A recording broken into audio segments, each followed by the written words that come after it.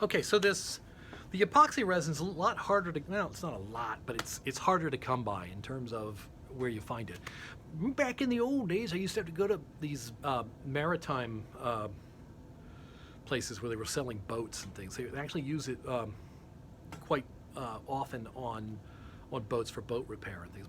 A lot of the speedboats and stuff they're doing now, and sailboats, are actually made out of foam, actually like a white bead foam that then they basically put they put fiberglass and epoxy resin over. The reason why they use epoxy resin is because it is not based, I don't know what the solvent is, but the solvent doesn't eat foam.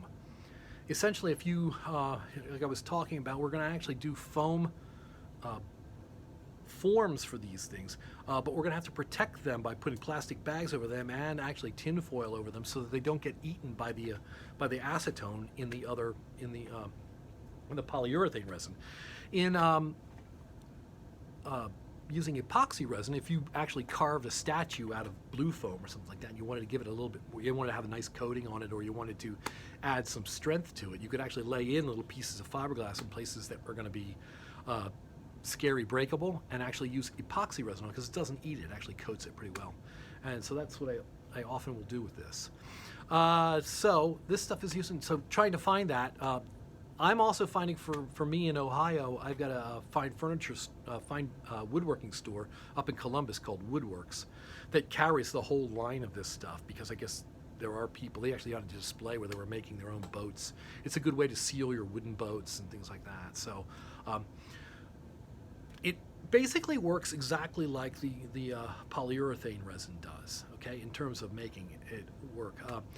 The downside of it, so it's got all the positives of, the only thing is, I haven't really played around with trying to rush its dry time, and mainly the reason is because this stuff is a lot more expensive.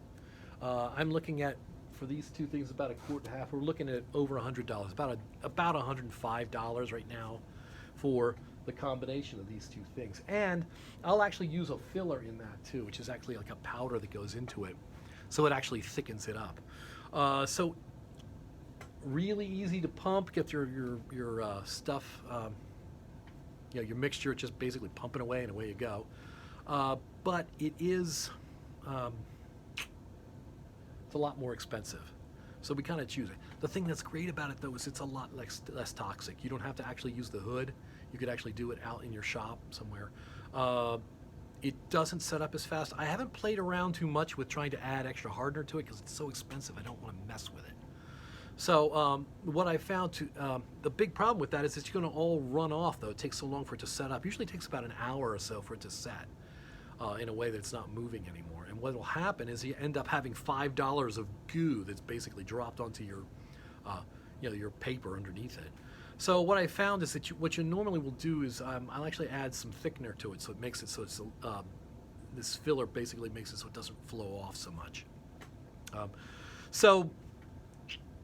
that costs a little bit more money. The pumps and stuff are extra too, although you can use the pumps over and over again. They do degrade after a while.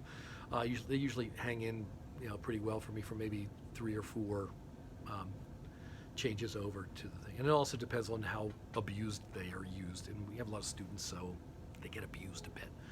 So anyway, so like I said, it doesn't eat foam. It's still available. It's a little easier to get, or it's still decently easy to get. Again, I think Fiberglass has their own brand of epoxy resin.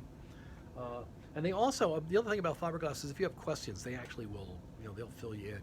They basically have a helpline and things like that, so that's good. Okay, so epoxy resin.